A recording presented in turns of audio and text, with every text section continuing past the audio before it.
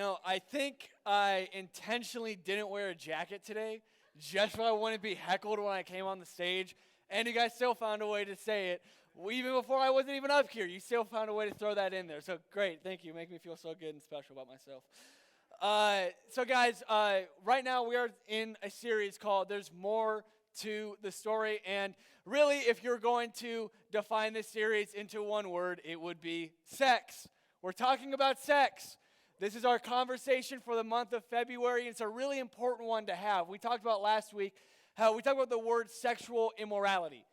We talked about how sexual immorality is not a salvation issue. So much of the time we consider sexual immorality to be a salvation issue, that because we are sexually immoral, we cannot go to heaven one day. And we specifically put that around homosexuality. But I talked about how that's not what the truth is. The truth is sexual immorality, which includes things like porn, which includes things like sex outside of marriage, which includes things like homosexuality, is actually a surrender issue. It's you not giving something to God, and because you don't do that, you're not able to be transformed into everything that God created you to be. But, like anything else, it is a sin that has been forgiven. And we're going to continue this conversation, but before we get into it, I need to ask a question. In this room, are there any people who are friends right now, but when you first met that person, you guys weren't really friends? Anybody? Look, I see some people looking at each other right now. I saw you two just look at each other. They kind of laugh. Like, there's a few people, right? When you first met, you're like maybe one of you thought that person's kind of stuck up, or they're rude, or I don't like them. But after a while, you got to know them, right? Maybe you were forced to sit by them in your chem class, and so you're like, well, I got nobody else to talk to when I'm not paying attention. So even though I don't like this person, I'll talk to them, right? We have friendships like that. I have had friendships like that. There's more to their story. You learn more about them, and it actually got you to eventually like them as a person. And there is more to this story. Now, in church, there's some topics that we expect to talk about, right? We think, oh yeah, well, if I'm going to go to YU, we're going to talk about prayer. Maybe we'll talk about love. Jesus talked about love a lot, so we'll probably talk about love. Maybe we'll talk about the Bible in some way. The Bible will be brought up. And so those are three topics that would normally come up on a Wednesday night. But there are some things that you would never expect for us to talk about. Like, you probably wouldn't expect us to talk about NFL football. I'm probably not going to do a sermon on Harry Styles. I'm probably not going to be talking about how to get more TikTok followers, because I think I have like 2, because I just go on and watch TikTok. I don't even actually do anything with it. Wow. But yeah, those are all things we wouldn't expect to talk about at a church event. So today we're going to talk about Harry Styles for a while. I don't actually know anything about Harry Styles. I would not be the right person to talk about that. That's not what we're talking about at all. But we are going to talk about a topic that I think most of us in this room would say, I don't know if I would expect to talk about that. Are you guys ready for that? I mean, I know it's a little bit awkward. It's going to be weird. But today, we are going to talk about porn. Porn is a topic that impacts all of us. Porn is around our lives in some way. And maybe you're surprised. Maybe right now you're rolling your eyes like, Coleman, this is not that big of a deal. Like, everybody watches it. Everybody's involved with it in some way. So really it's not that big of a deal. But in my opinion, that makes it an even bigger deal. Here's some things, just some things about porn. So depending on what kind of music you listen to, you hear references to things that are somewhat pornographic. They're considered porn materials by listening to some music. Now, I don't know about you, but when WAP first came out, it's a good song. Like, come on, it was a good song. And when you're singing about it, you're like, I can get down and sing about this, right? Yeah, I see someone someone's dancing right now. Someone's dancing to it right now. Like, guys, it's like it's a good song. And it's music. That's not going to hurt anything, right? That's not going to hurt anything.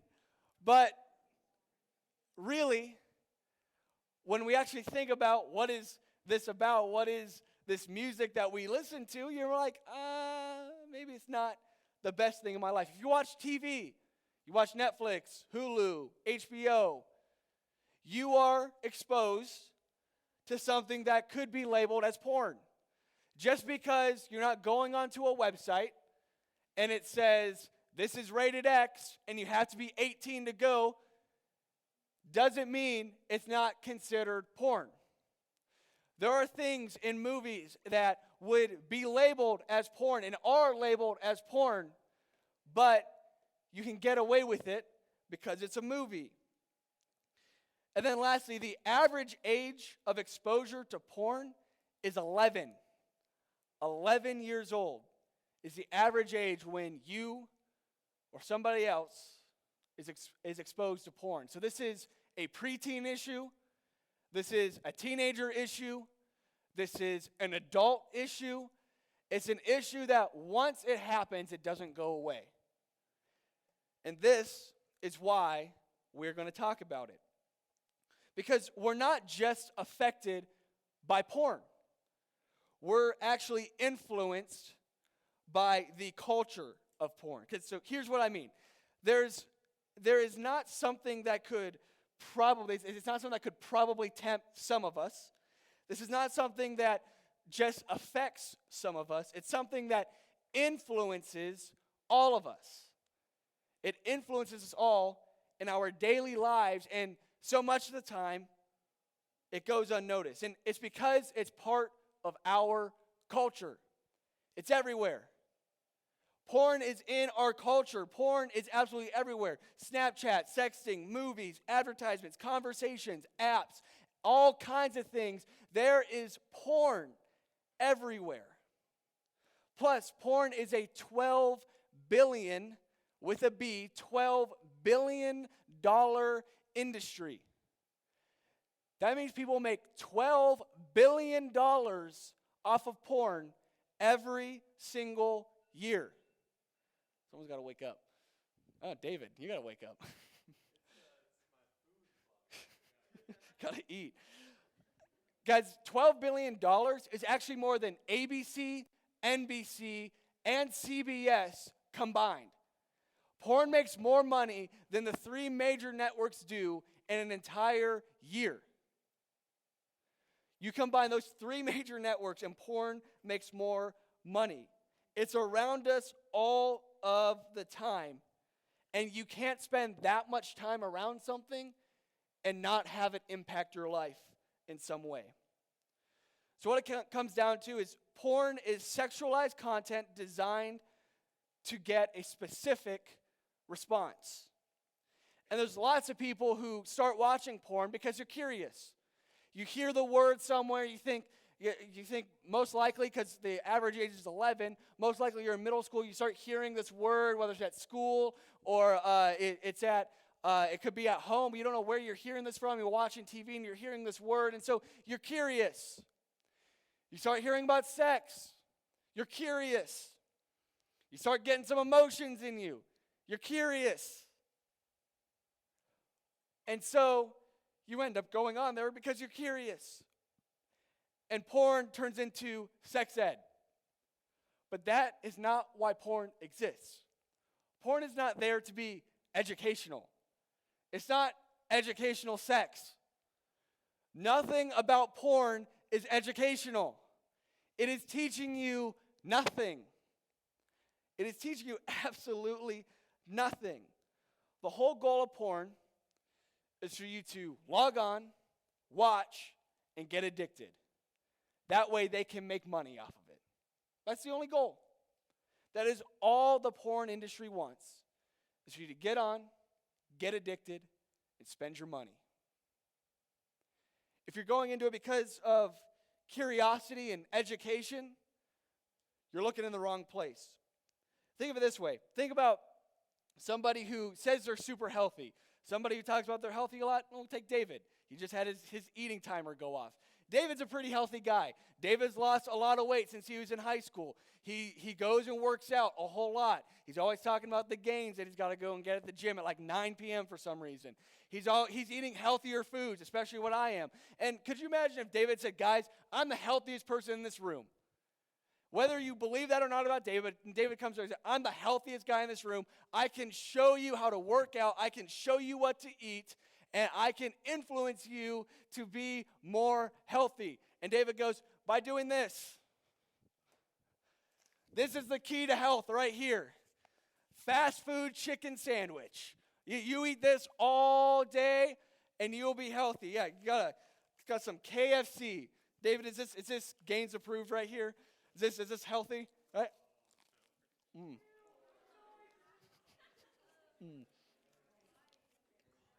Am I as healthy as you are now?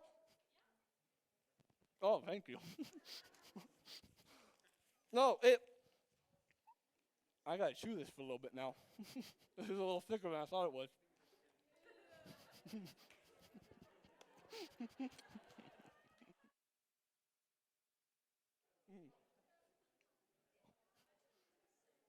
Lexi, you all right? Are you sure? We're going to be okay?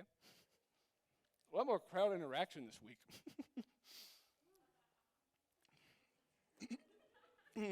Wow.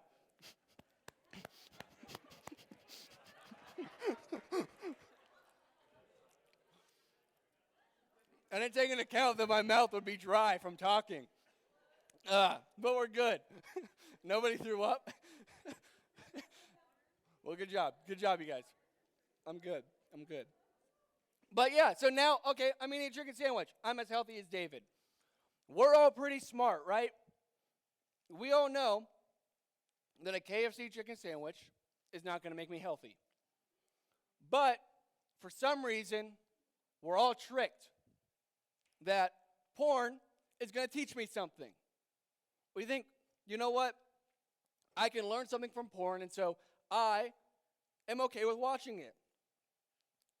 But it's like eating fast food in order to be healthy. Most people would say right away, that's not true. But then when it comes to a different topic, it is. It doesn't make sense. So we're going to dig into the Bible here for a second, and we're going to be looking in a book called Proverbs. Proverbs in the Old Testament, which is the first half of the Bible, the time before Jesus. It actually takes up more than half of the Bible, but it's a pretty long book, and it talks a lot about this guy named Solomon. Solomon was really wise. Solomon was known as the wise king. So not only was he smart, but he was also wise. He had experience in things, and he knew. He ultimately, when I think of wise, I think of somebody who gives good advice. Normally, they're old. And they got the gray hair already. You know, they've been through some stuff, and so they could probably give me good advice. Solomon was wise like that, and so Solomon said this in Proverbs 14:15. He said, "The simple believe anything, but the prudent give thought to their steps." All right, so simple. I think right away we think the simple. Is he saying the stupid? Not the stupid, but the naive, the people who are willing to believe anything. For example, the simple person believes anything they read online. The simple person believes that every single science project done on TikTok that they can recreate it and make it happen. The simple person is somebody who is really gullible, and every time you say, look, is gullible written on the ceiling, they always look up. Like, that is somebody who is a little bit more naive, a little more gullible, and they're not putting thoughts to their steps. And when it comes to porn, the simple person says statements like this. It's not hurting anyone, right? It's not hurting anyone. They say things like, there are worse things I could be doing, or I'm not doing anything, or I just looked. Maybe something like, at least I'm not having sex with a real person. All of these are things that a simple person, someone who is naive to what porn is actually doing to them, someone who doesn't understand what porn is actually doing to them, would say. These are all things that are wrong. And we've been naive when it comes to porn because we believe everything. But I want you to hear this, that porn never tells you the whole story. Porn never tells you the whole story. I have some facts that were found on fightthenewdrug.org. This is a website that is against people watching porn, and they have a whole lot of just facts on it that say this is what it does to your brain when you watch porn.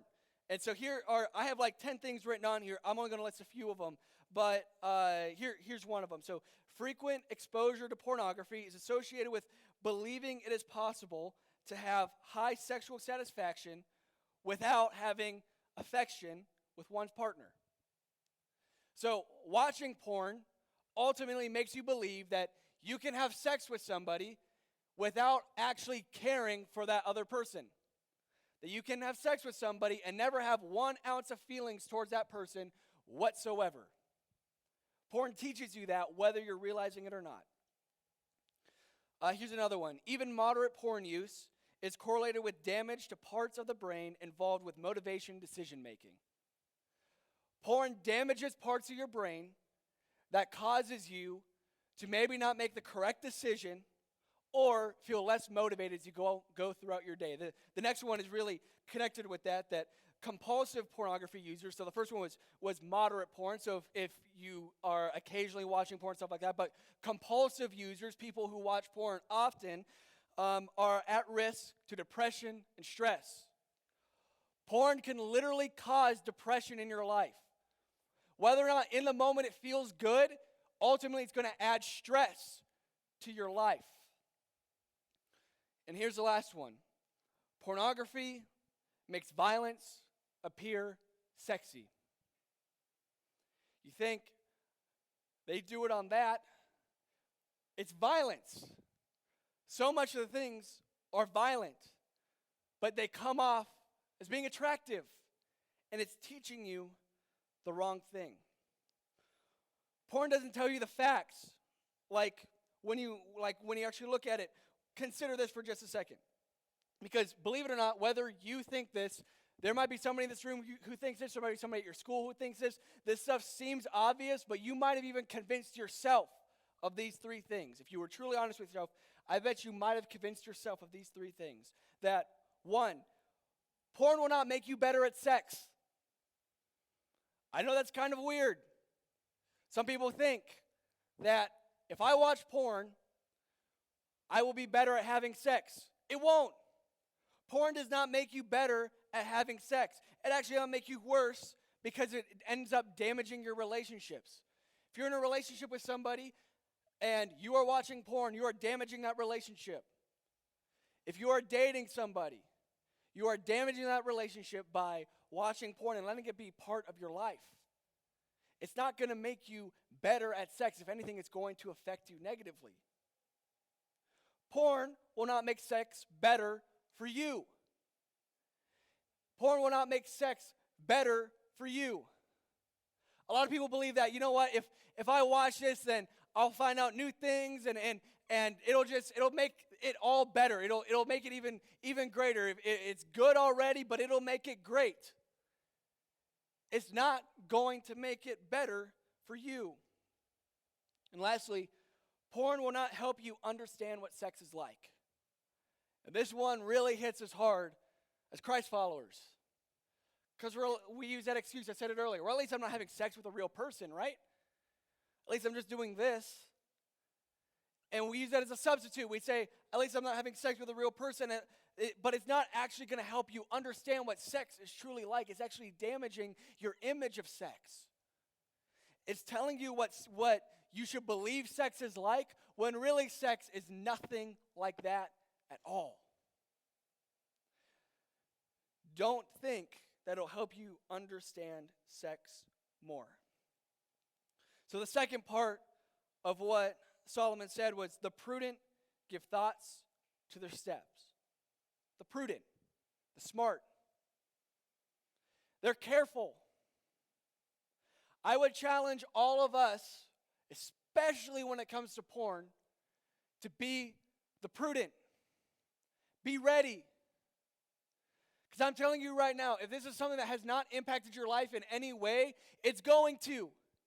Because even if it doesn't impact you personally, somebody you love down the road, whether it's in a relationship, a dating relationship, in a marriage, or it could just be in a friendship, I guarantee you it's going to affect them. If it's something that you don't deal with, it's something you are going to have to deal with in your life at some point. Don't let it take over your life. When we were going over the Vibe series, we talked about emotions that take over your life. Porn is something that can become so addictive and so destructive that it can completely control you. That website is Fight the New Drug, because it's a drug. It's not something that you smoke. It's not something you ingest, but it's something you watch. And that makes it that much worse, because we can make up so many excuses for it. So you might be asking, okay, what do we do?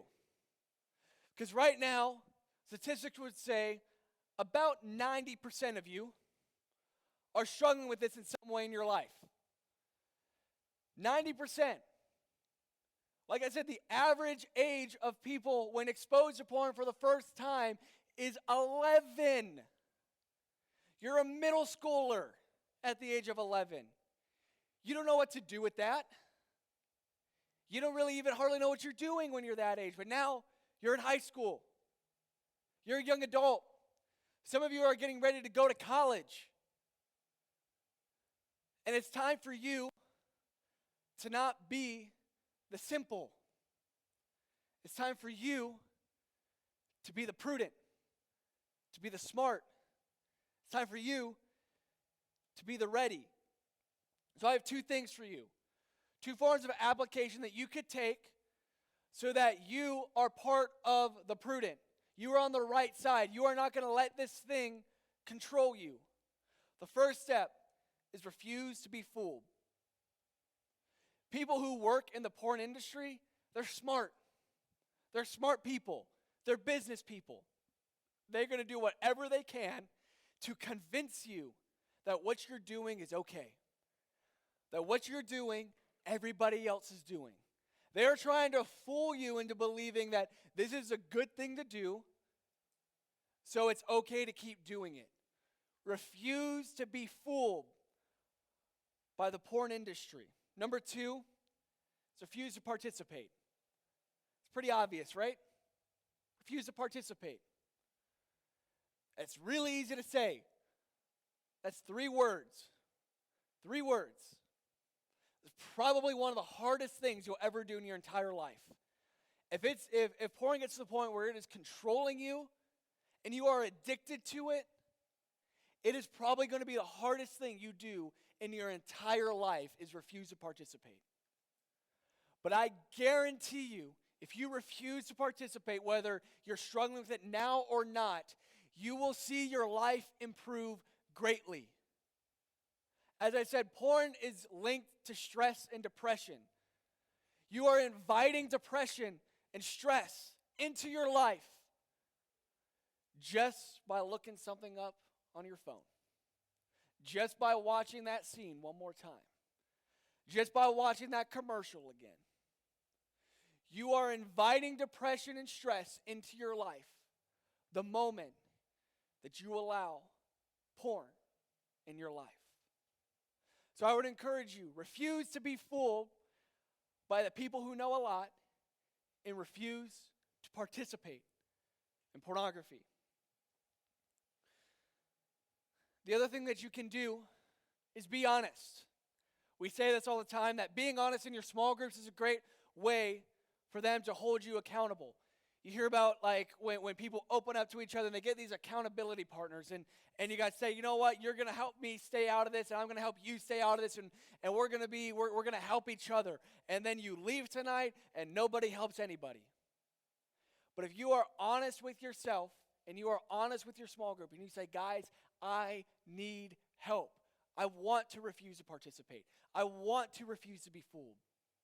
Then I bet your small group leader, your small group will come around you and support you as you work through this. It's not going to happen overnight. It's not. It's going to be a constant battle, and it might last the rest of your life. But if we do these two things, our lives, our relationships, our loving relationships, our sex is going to be so much better.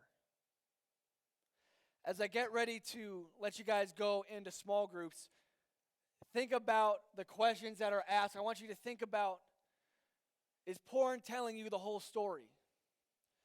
Is porn telling you about what it does to your brain? Is porn telling you about what it does to your relationships?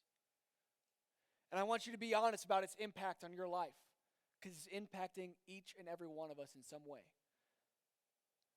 So I'm going to pray for us, and if you don't know where to go for your small group, feel free to come up here. I would love to direct you to the right place to go. So if you're brand new, you have no idea where to go, I'd love to get you to the right place. And so after I pray, guys, go ahead, get up and go to your group. So pray with me.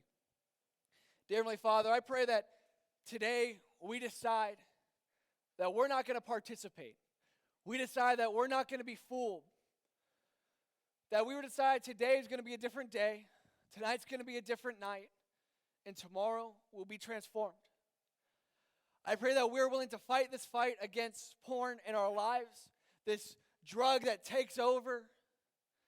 I pray that we're willing to take the next steps that we need to in order to fight this fight. I pray that we are honest in our small groups, we're open, and we're supportive of those who are. And in Jesus' name we pray, amen.